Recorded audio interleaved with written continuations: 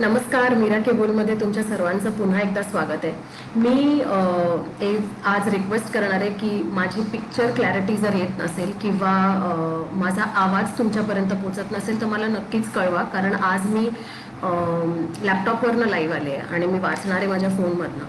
So अजिबातच ऐकू येत नसेल किंवा अजिबातच पिक्चर क्लिअर नसेल तर मला प्लीज कळवा.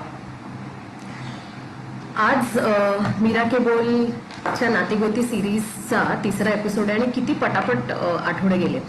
जेव्हा ह्याची सुरुवात केली होती तेव्हा मला खरंच वाटलं नव्हतं की इतका चांगला प्रतिसाद मिळेल आणि 3 एपिसोड्स आपण करू शकू. खरं सांगायचं तर प्रत्येक एपिसोड झाल्यानंतरचा जो रिस्पॉन्स असतो आणि प्रत्येक एपिसोड असण्याच्या आधीचा जो रिस्पॉन्स असतो तो इतका छान असतो आणि इतका मोटिवेटिंग असतो की मला खरंच कल्पना नव्हती की हे इतकं आवडलं जाईल प्रत्येकाला. So thank you very much once again. ज्या कोणी मीरा केबुलला फॉलो केलंय आणि थीम बेस्ड करा अशीही बऱ्याच लोकांची जन्माष्टमी सिरीज नंतर मागणी होती आणि आय ट्राईड फॉलोईंग दॅट आणि दॅट्स हाऊ मी नातीगोती हा सिरीज घेऊन आले आणि आज आपण त्याच्या तिसऱ्या एपिसोडवर आहोत. आजचं नातं कुठलं असणार आहे हे उलगडण्यापूर्वी आपल्या प्रथेप्रमाणे मीरा आणि कृष्ण ह्या 2 माझ्या फेवरेट कॅरेक्टर्सवर आपण एक काव्य वाचू. कृष्ण सिरीज जसं मी तुम्हाला म्हणाले तसं मीरा केबोल ऍक्च्युली सुरू कृष्ण सिरीजमुळेच झाली आणि तो त्याचा मूळ भाग आहे. त्यामुळे जे काही मी लिहिते इतर विषयांवरती ते लिहितेच, पण त्या व्यतिरिक्त कृष्ण सिरीज सुद्धा चालू असतं आणि त्याच्यावरती नवीन नवीन रचना कृष्णावरच्या मी ऍड करत राहते. सो हे मी ह्याकरता सांगते कारण आज मला अगदीच फ्रेश नवीन काहीतरी सुचलं होतं कृष्णाबद्दल आणि ते मी आज इथे वाचण्याचा प्रयत्न करणार आहे आणि this is for the first time. हे अगदीच मला 15 मिनिटापूर्वी सुचलंय, त्यामुळे खूपच कोर आहे, नुकताच लिहिलेलं आहे. बघा तुम्हाला कसं वाटतं आणि आवडलं तर मला जरूर कळवा. Hi Shivani, she is just joined. So thank you for your comment. Krishna, तुझी वाट पाहण्याखेरीज मला पर्याय नाही. कृष्णा, तुझी वाट पाहण्याखेरीज मला पर्याय नाही. आयुष्यात आता दुसरा कुठलाच मोह नाही. रमतो दिवस माझा तुझ्या नामस्मरणातच, रात्र चिंब ओली होते तुझ्या आठवणीतच. रमतो दिवस माझा तुझ्या नामस्मरणातच, रात्र चिंब ओली होते तुझ्या आठवणीतच. शुभ्र आकाश मग जेव्हा हळूच आभाळ होते. शुभ्र आकाश मग जेव्हा हळूच आभाळ होते, तेच आभाळ माझ्या मनात भरून राहते. तू आठवलास की रोज असं होतं बघ. तू आठवलास की रोज असं होतं, तुझं आभाळ माझ्या डोळ्यातून वाहतं. ओझे या विरहाचे आता सहन होत नाही. ओझे या विरहाचे आता सहन होत नाही. मुक्ती मला लाभेल फक्त तुझ्या ठाई. नको आता अंत पाहू या लाचार कुडीचा. नको आता अंत पाहू या लाचार कुडीचा. ये समोरी आता असशील जर खरा कृष्ण मीरेचा. ये समोरी आता असशील जर खरा कृष्ण मीरेचा. सो ह्यात मीरेनी कृष्णाला खूप कळकळीची विनंती केली आहे, एक रिक्वेस्ट केली आहे की बस आता मी कंटाळले आणि मला आता वाट पाहण्याचं जे ओझं आहे ते सहन होत नाहीये, तर तू प्लीज ये माझ्या समोर आणि मला दर्शन दे. सो हे जसं मी म्हटलं तसं अगदीच नवीन कोरं आणि 15 मिनिटापूर्वी सुचलेलं जे मी असं लिहून काढलंय आणि ते मी तुमच्या समोर सादर केलंय. सो थँक्यू व्हेरी मच हे सगळं ऐकून घेतल्याबद्दल. आता आजचं नातं, आजी, आई आणि आज तिसरा भाग. मला वाटतं खूपच ऑब्विस आहे की आजचा भाग कशावर असणार आहे. आजचं नातं आजी आणि आई इतकंच घट्ट आहे, भरभक्कम आहे आणि खूप देणारं आहे.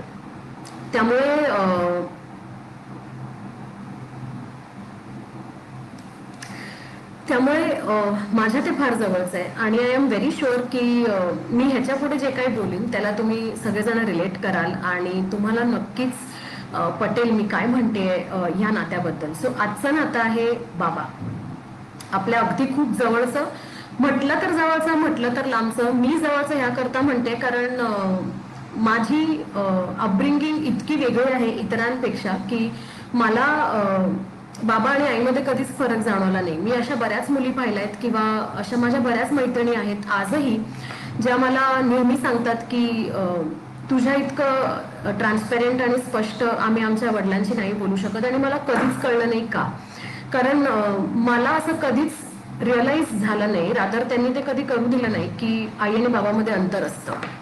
सो आई बरोबर जितकं आपण गप्पा मारतो किंवा मुली जितक्या गप्पा मारतात तितकंच आपण बाबा बरोबरही गप्पा मारू शकतो, हे मला माहिती आहे आणि हे मी नेहमीच करते. रादर आमचं नातंच तसं आहे. सो आय रिअली फील की ज्यांना हे नाही जमत, you are missing out on something important in life, आणि थोडीशी हिंमत करून ते करायला सुरू करा. आय एम शुअर बाबा तुमचे नक्कीच प्रतिसाद देतील. कधी कसं असतं ना की बाबाचं हे जे नातं असतं ते इतकं अनडिफाईन्ड आणि इतकं गृहीत धरलेलं असतं की आपणच स्वतः असं असतं की बाबा म्हणजे स्ट्रिक्ट, असं नसतं. बाबा म्हणजे स्ट्रिक्ट म्हणजे बाबा स्ट्रिक्ट असतो बऱ्यापैकी, पण याचा अर्थ आपण त्याच्याशी बोलू शकत नाही किंवा त्याच्याशी काही गोष्टी शेअर करू शकत नाही असं होत नाही. सो म्हणूनच आपण नातीगोती ही सिरीज राबवली आहे, कारण आपल्याकडनं जे राहिलंय, आपल्याकडनं जे सुटलंय त्याला पुन्हा आपल्याला धरता येत आहे का, पुन्हा काहीतरी त्याच्याकडे नवीन करता येत आहे का, त्यातनं काही नवीन दिसतंय का, हे शोधण्यामागचं नातीगोती सिरीजचा हेतू होता. सो बाबाबद्दल मी इतर नात्यांसारखंच खूप बरंच बोलू शकते. आणि मी 2 व्हर्जन्स लिहिलेत, दोन्ही मराठी आहेत. आणि एकामध्ये मी बाबाला वटवृक्षाशी कम्पेअर केलंय. वटवृक्ष इज ट्री. सो जसं ट्री असतो तसं आपल्या घरात बाबा असतो असं माझं म्हणणं आहे, आणि तसं मी तशी ती रचना केली आहे. आणि दुसरी जी रचना आहे ती फारच जनरल आणि प्रत्येकाला भावणारी आणि प्रत्येकाला समजणारी आणि आपली वाटणारी अशी एक आहे. मी दोन्ही सादर करेन, त्यातली तुम्हाला कुठली आवडली ती तुम्ही तुमच्या घरी तुमच्या बाबांना नक्की ऐकवा. आणि खूप जास्त प्रेमळ असतात ही माणसं, दाखवत नाहीत. रादर आई आणि बाबांमध्ये फक्त इतकाच फरक असतो की आई खूप एक्सप्रेसिव्ह असते, खूप दाखवते, खूप बोलते, आणि त्याच्यामुळे आपल्याला ही सवय होते तितकंच बोलायची आणि तितकंच एक्सप्रेस करायची तिच्यासोबत. पण बाबा हे सगळं बघत असतो, पाहत असतो, त्याला सगळंच रिअलाइज होत असतं, त्याला बरंच काही बोलायचं असतं पण तो बोलत नाही. आणि या इफ्स अँड बट्स मध्ये असं बऱ्याच गोष्टी राहून जातात करायच्या आणि बोलायच्या, त्या राहू नयेत म्हणून आपल्याला कुठेतरी तो प्रयत्न केला पाहिजे. तुम्ही करत नसाल तर नक्कीच करा, कारण जसं मी म्हटलं तसं तुमच्याकडनं फार काही मिस होतंय. त्या छोट्या छोट्या गोष्टी ज्या त्या नात्याला खूप जास्त समृद्ध करून जातात, खूप जास्त सुंदर आणि छान बनवून जातात, ते अनुभवणं फार गरजेचं आहे आणि त्याच्यामुळे कोणीतरी इनिशिएटिव्ह घेतलं पाहिजे. सो मी माझ्याकडे असं ट्रेंडच नाहीये, कारण मला लहानपणापासूनच एकतर असं कधीच रिअलाइज करून दिलं नाही की बाबा वेगळे आणि आई वेगळी आहे. मला जेव्हा जेव्हा हा प्रश्न विचारला गेला की दोघांपैकी तुझं कोण फेवरेट आहे, मी त्या माणसाला मूर्खात काढलेलं आहे. आणि माझं असं म्हणणं आहे की you cannot select in between your parents. आई चांगली आहे की बाबा चांगला आहे किंवा कोण जास्त जवळचं आहे हे मी कधीच सांगू शकत नाही, रादर कोणीच सांगू शकत नाही. दोघेही तितकेच इम्पॉर्टंट असतात आणि दोघांचं इक्वल कॉन्ट्रीब्युशन असतं आपल्या अपब्रिंगिंगमध्ये. आणि आपल्याला वाढवताना त्यांनी जे कष्ट केलेले असतात ते त्यांच्या त्यांच्या परीने बरोबर असतात आणि ते तितकेच महत्वाचे असतात. सो माझं असं कधीच म्हणणं नसेल किंवा नव्हतं किंवा नाहीये की आई जास्त करते आणि बाबा कमी करतो किंवा बाबा जास्त करते आणि आई कमी करतात. नाही, मी माझ्यापर्यंत बोलायचं झालं तर मी दोघांपैकी कोणालाही असं निवडू शकत नाही. माझ्यासाठी ते दोघेही तितकेच इम्पॉर्टंट आहेत जितके आपले 2 डोळे. आपण राईट आणि लेफ्ट पैकी कोणाला निवडू शकत नाही, तसंच आहे ते. आणि माझं नातं माझ्या बाबांबरोबर फारच जास्त फ्रेंडली आणि खूप जास्त ट्रान्सपेरेंट, आणि आम्ही बऱ्याच विषयावरती बरंच ओपनली बोलू शकतो. सो मी जितकं माझ्या आईशी बोलू शकते ट्रान्सपेरेंटली आणि खूप जवळीने, तितकंच त्याच विषयावर मी त्याच्याशीही बोलू शकते तितकंच ट्रान्सपेरन्सी ठेवून. सो ही प्रॉब्ली तसं मला रुजवलं गेलं किंवा तसं मला घडवलं गेलं म्हणून हे शक्य झालं. असे बरेच फॅमिलीज आहेत जिथे ही ट्रेंडच नाहीये. त्यामुळे बाबा जेवायला बसला की तुम्ही जेवू शकत नाही, तुम्ही बायकांच्या पंक्तीला बसायचं, हे सगळं आमच्याकडे होत नसल्या कारणाने मी फार विरुद्ध असते या सगळ्या गोष्टींचा. सो माझी सवयच अशी आहे की, आणि आमच्याकडे आम्ही सगळे अरेतुरे करतो, आम्ही कधीच कोणाला अहोजाव करत नाही, म्हणजे मला तशी सवय आहे. त्यामुळे आम्हाला कधीच असं सांगितलं गेलं नाही की तू मला अरेतुरे करू नकोस आणि आहोजाव कर. रादर बऱ्याच लोकांचं असं म्हणणं असतं की आहोजावामध्ये फार रिस्पेक्ट असतो आणि अरेतुरेमध्ये नसतो, विच आय अगेन डिनाय. असं गरजेचं नाहीये. मी माझ्या आई वडिलांना अरेतुरे कर, ए बाबा, किंवा आमच्याकडे it is ma and pa. So I have till date never said अहो बाबा. दॅट डझंट मीन की खूप जास्त कमी रिस्पेक्ट आहे किंवा मी त्यांची रिस्पेक्टच करत नाही किंवा व्हॅल्यूज करत नाही, असं काहीही नसतं. आपण काय बोलतो आणि आपण काय समजतो ह्याच्यात फार फरक आहे.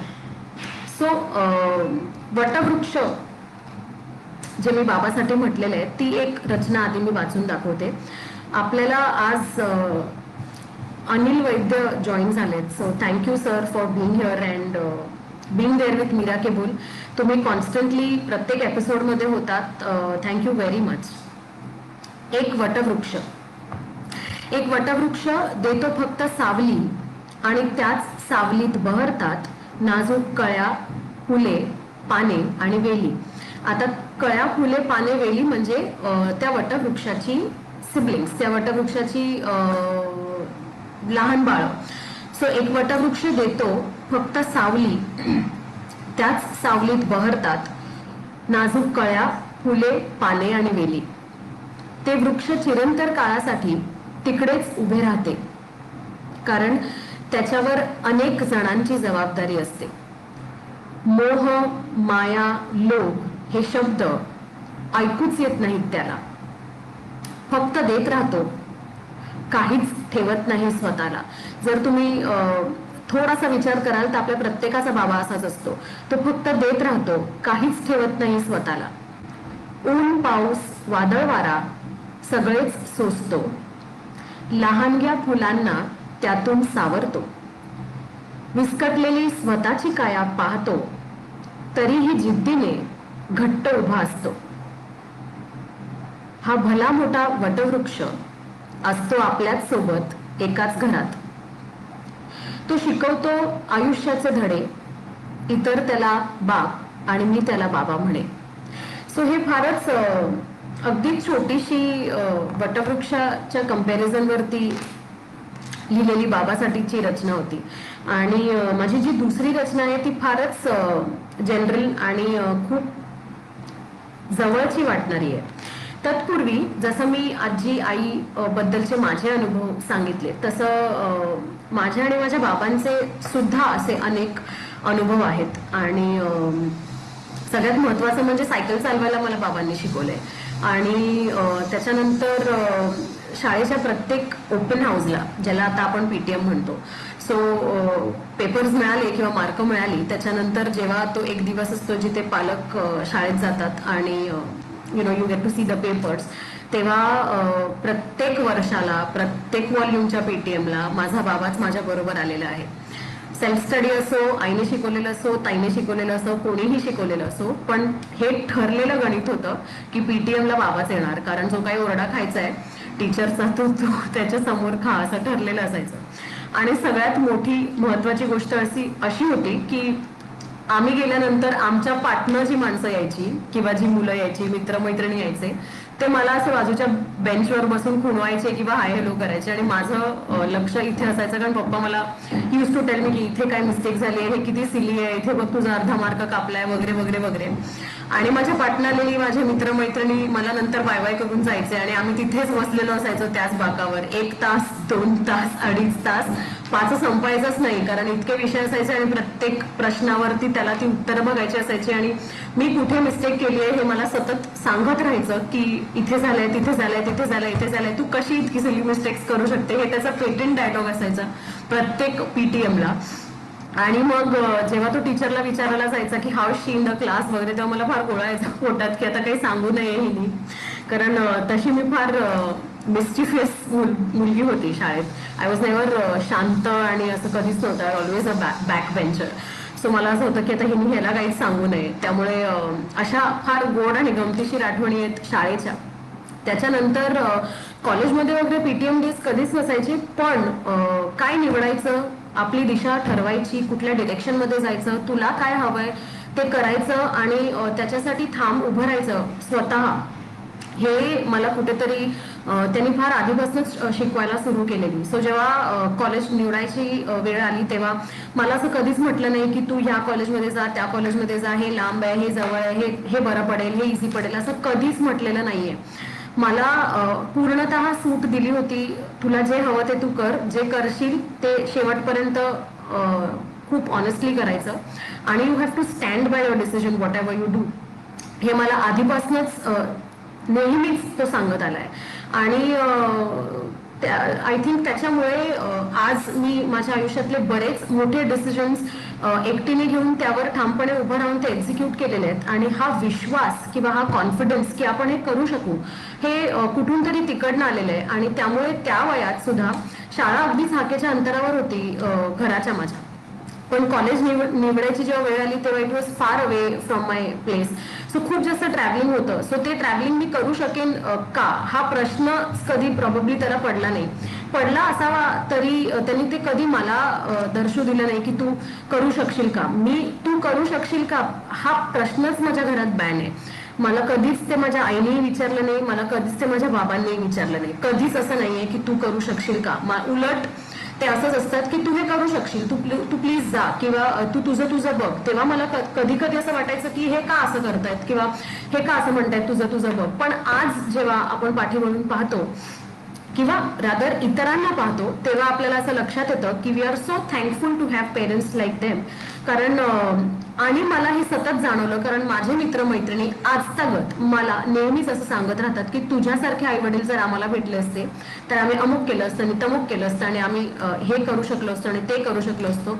So I am very thankful to my parents. I have always been. आणि आजच्या या माध्यमातून मी जसं आईला थँक्यू म्हटलं तसं तुलाही मी थँक्यू म्हणायचंय मला, कारण अदरवाईज आमच्या बोलण्यात असं कधीच थँक्यू वगैरे येत नसतं. आम्ही बरंच काही बोलत असतो. पण हा विश्वास तू दिल्याबद्दल, माझ्या स्वतःच्या पायावरती मला उभं केल्याबद्दल, आणि ऍक्च्युली तो आजही मला असं म्हणतो की तू कुठे एकटी जाणार असशील तर मी येऊ का. त्याचं नेहमीच स्टेटमेंट असतं की मी येऊ का, तू इथे जातेस कोणी नाहीये, मी येऊ का. आणि मी नेहमी त्याला म्हणते की नको रे, मी बघते माझं. सो ती काळजी असतेच, पण तू ते करू शकणार नाही हे कधीच नव्हतं. त्यामुळे thank you for giving that confidence आणि स्वतःबद्दल इतका ठामपणे विश्वास निर्माण करण्यासाठी जे तुम्हाला हेल्प केली त्यासाठी very I am very grateful to you. आणि नंतर मग कॉलेजमध्ये अशीच खूप धमाल मज्जा होती आणि प्रत्येक वेळेला जिथे पण आम्ही जायचो वी हॅड ट्रिप्स. सो आम्हाला मला कधीच त्यांनी सांगितलं नाही की जाऊ नको किंवा असं काही. सो आमच्या कॉलेजमधनं जेव्हा पण कॅम्प्स ऑर्गनाईज करायचे किंवा ट्रिप्स ऑर्गनाईज करायचे 5 दिवसाचे, 1 आठवड्याचे, I was always there on the name list. So thanks to my कारण त्यांनी असं कधीच म्हटलं नाही की तू जाऊ शकत नाही किंवा तू मुलगी आहेस म्हणून तू जाऊ शकत नाही. हे एक महत्वाचं कारण माझ्या घरात कधीच कोणी उच्चारत नाही. तू मुलगी आहेस म्हणून तू हे करू नकोस, तू मुलगी आहेस म्हणून तू हे करायला पाहिजे. हे लहानपणापासून आजतागत माझ्या कानावर कधीच पडलेलं नाहीये, दोघांकडूनही. सो म्हणून मला असं वाटतं की मी 1% सुद्धा जर त्यांच्यासारखी आई बाबा होऊ शकले तर मी खूप काही कमवलं असं मला वाटेल. सो ते किती जमते मला माहिती नाही, पण त्यांनी जी शिकवण मला दिली आहे त्यातलं थोडंफार जर मी माझ्या पिल्लाला पुढे देऊ शकले then again I am going to be grateful to them. So thank you. ह्याच्यानंतर मी दुसरी रचना वाचून दाखवते जी बाबावर आहे. जसं मी म्हणाले तसं हे फार जनरल आणि सिम्पल आहे आणि प्रॉब्ली ही तुम्हाला जास्त आवडेल पहिलीच्या माझ्या रचनेपेक्षा. बाबा, कधी मुद्दाम उल्लेख होत नसतो पण तो आत खोल आपल्यात वसतो. कधी मुद्दाम उल्लेख होत नसतो पण तो आत खोल आपल्यात असतो. आईचे गुणगान नेहमीच करतो, बाबा मात्र तिकडेही पाठी राहतो. आणि हे किती खरं आहे. आपण बऱ्याचशा वेळेला गप्पा मारताना सुद्धा आईबद्दलच बोलतो किंवा आईबद्दलच विचारलं जातं. असं कोणीच आवर्जून बाबाबद्दल बोलत नाही किंवा बाबाबद्दल विचारलं जात नाही. सो म्हणून हा थॉट तिकडनं आला की आईचे गुणगान नेहमीच गातो, बाबा मात्र तिकडेही पाठी राहतो. घराचा आधार, आईचा साथीदार, कधी मिश्किल तर कधी खोडकर होतो. त्याच्याही नकळत मुलांचा तो मित्र होऊन पाहत असतो. बाबा एक अजब रसायन असतो. खूप काही बोलत नसला तरी बरंच काही सांगत राहतो. आयुष्याचं खरं चित्र दाखवतो. पिलांच्या इच्छा पूर्ण करताना स्वतःचं मात्र सगळंच विसरतो. बाबा म्हणजे स्वाभिमान असतो. पाठीचा कणा होऊन आपल्यात वसतो. हे निव्वळ माझ्या एक्सपिरियन्स बद्दल मी लिहिलेलं आहे. आय एम शुअर की असे अनफॉर्च्युनेट लोक सुद्धा आहेत ज्यांना माझ्यासारखा अनुभव नाहीये माझ्या आई वडिलांचा. सो म्हणूनच माझी अशी विनंती असेल की तुम्ही सुद्धा तुमच्या आई वडिलांबरोबर ह्याच पद्धतीचं खेळीमेळीचं रिलेशनशिप डेव्हलप होईल ह्याकडे बघा आणि ट्राय टेकिंग दॅट इनिशिएटिव्ह. पिलांच्या इच्छा पूर्ण करताना स्वतःचं मात्र सगळंच विसरतो. बाबा म्हणजे स्वाभिमान असतो. पाठीचा कणा होऊन आपल्यात वसतो.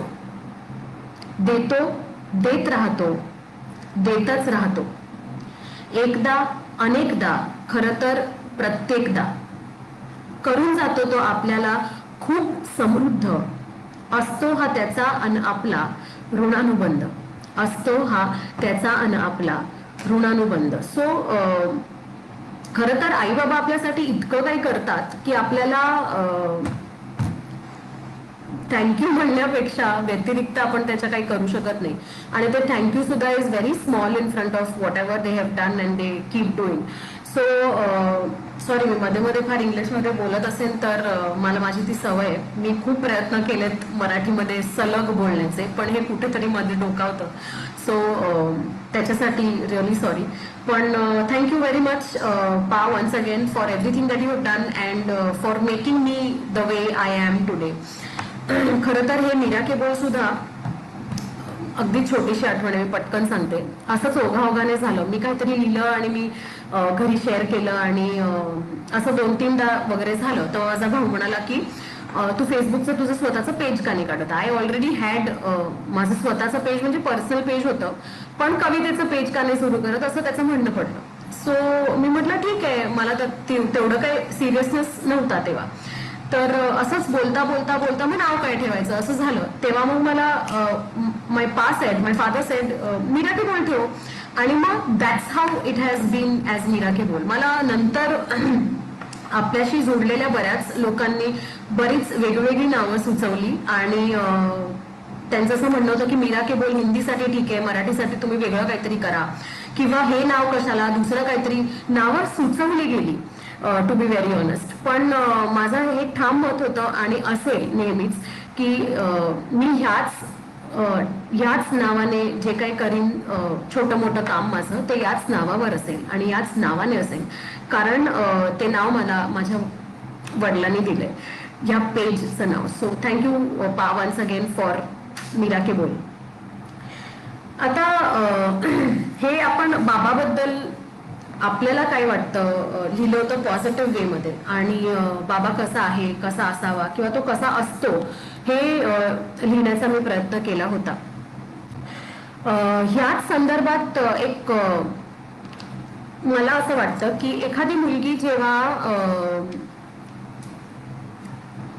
एखाद्या मुलीचा जेव्हा जन्म होतो तेव्हा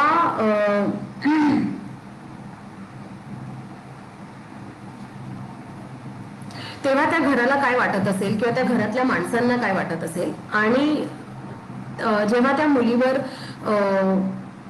बरोबर काहीतरी वाईट होतं किंवा ती वाईट प्रसंगाला जेव्हा सामोरं जाते तेव्हा त्या मुलीचं काय म्हणणं असेल. सो हे सुद्धा मला अगदीच या एपिसोडच्या 1 तासभर आधी सुचलेलं एक थॉट आला मला आणि त्याच्यावरती मी माझं म्हणणं मांडलं. तुम्हाला ते कसं वाटतंय ते मला नक्कीच कळवा, कारण ते फार रॉ आहे, फार सिरियस आहे. आणि I am referring to the episode that has happened. आता जे आपण खूप बघतोय न्यूज चॅनल्सवर आणि व्हॉट्सअपवर आणि फेसबुकवर जे काही चाललंय त्या मुलीबद्दल, मला पुन्हा ते सगळं डिस्क्राईब नाही करायचंय, पण त्या संदर्भात मी हे लिहिलंय.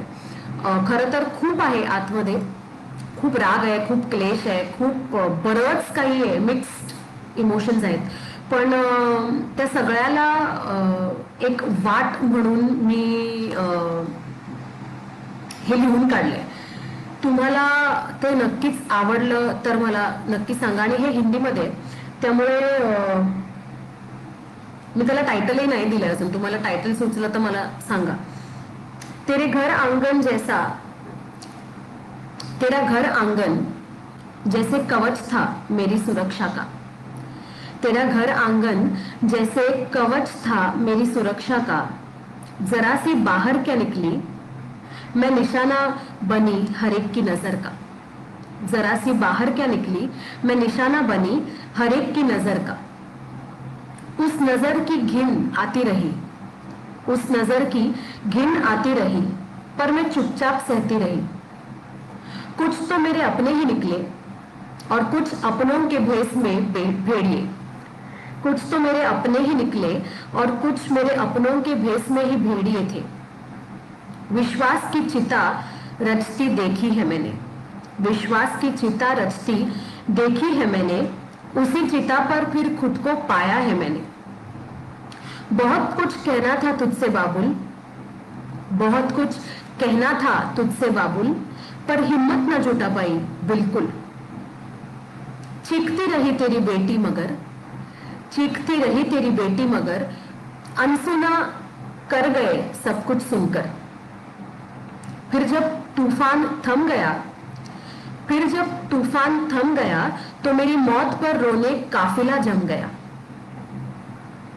कहूंगी उस ऊपर वाले से, कहूंगी उस ऊपर वाले से, यूं जन्म देकर छोड़ ना दे बीच रास्ते में, यूं जन्म देकर छोड़ ना दे बीच रास्ते में. पुकारा था तुझे भी मैंने, पुकारा तो था तुझे भी मैंने, औरों की तरह अनसुना कर दिया तूने. क्यों करूं मैं जय जयकार तेरी, क्यों करूं मैं जय जयकार तेरी. ऐसी क्या मदद की तूने मेरी, ऐसी क्या मदद की तूने मेरी. जब कहलाता पालनहार खुद को, जब तू कहलाता पालनहार खुद को, बचाना तेरा फर्ज था मुझको. बिनती है इस अभागी बेटी की मेरा अगला जन्म बख्शने की. बिनती है इस अभागी बेटी की मेरा अगला जन्म बख्शने की. तू भी थोड़ा ही सही, तू भी थोड़ा सही जिम्मेदार, तू भी थोड़ा सही है जिम्मेदार. मेरा वजूद मिटाने में भागीदार. आणि शेवटच्या कडव्यात ती मुलगी जी गेली आहे तिला कदाचित असं म्हणायचं असेल, पर हार नहीं मैं मानूंगी, पर हार नहीं मैं मानूंगी, फिर उसी बाबुल के घर जन्म लूंगी. होगा सामना जब उन भेड़ियों से मेरा, होगा सामना जब उन भेड़ियों से मेरा. इस बार दुर्गा बनकर उनका संहार करूंगी, इस बार दुर्गा बनकर उनका संहार करूंगी. सो मला खरंच यावर काय बोलायचं कळत नाही. असो, ही एक छोटीशी, जसं मी म्हटलं तसं मला खूप काही वाटतंय, बरंच काही उद्रेक झालाय इमोशन्सचा. आणि मी आज ही कविता ह्यासाठी म्हटली कारण आज आपण बाबावरती विशेष बोललो आणि तीही कोणाची तरी मुलगी होती. रादर ती एक एक्झाम्पल आहे. असं बऱ्याच जणींबरोबर बरंच काही घडत असतं. आणि जसं त्या कवितेत म्हटलेलं आहे, मला बरंच काही मुझे बहुत कुछ कहना था बट मैं चुपचाप रही. सो आपण असं बऱ्याच वेळा करतो की आपल्याला बरंच काही सांगायचं असतं, बोलायचं असतं, पण आपण बोलत नाही त्या वेळेस. सो माझी कळकळीची विनंती आहे मला बघणाऱ्या ऐकणाऱ्या सगळ्याच आपल्या मित्रांना की तुम्हाला जे काही वाटेल त्या वेळेस त्या गोष्टी, त्या चांगल्या वाईट जे काही असल्या, आपल्या घरच्यांबरोबर शेअर करण्याचा प्रयत्न करा. ते कितीही टेम्पररी बेसिसवर रागावले किंवा अबोला धरला किंवा जे काही आहे त्यांची समजूत काढता येते, पण नंतर ही रुखरुख लागून राहू नये की माझं हे सांगायचं राहिलं, माझं हे बोलायचं राहिलं, हे पुढे जाऊन आपल्याला कधीच वाटता कामा नये. म्हणून मी हे सगळं करते कारण मला तसं शिकवलं गेलंय. ज्यांची शिकवण माझ्यासारखी नाहीये त्यांनी हे आतापासून सुरू केलं तरीही you will not miss on more things. So Meera Ke बोलचा आजचा बाबा विशेष ह्या तिसरा एपिसोड नातीगोती सिरीज मधला तुम्हाला कसा वाटला हा नक्कीच कळवा. आणि आपला शेवटचा एपिसोड आहे पुढच्या शनिवारी. एक शेवटचं नातं ज्याच्या जवळ जाण्याचा माझा थोडासा प्रयत्न असेल. जशा या 3 नात्यांबद्दल आपण बोललो, त्यांच्याबद्दलचे किस्से मी शेअर केले आणि तुमची मतं तुम्ही मला कळवली एपिसोड्स नंतर. सो प्रत्येक एपिसोड नंतर तुमचं जे काही असतं ते मी पुढच्या एपिसोडमध्ये रेक्टिफाय करण्याचा प्रयत्न करते किंवा ते एम्बाईब करण्याचा प्रयत्न करते. So thank you very much. Keep watching Meera Ke Bol. आणि आजचा एपिसोड तुमच्यासाठी कसा होता, ही सिरीज एकंदरीत थीम कशी वाटली हे सुद्धा मला नक्कीच कळवा. आणि thank you very much for being there. धन्यवाद.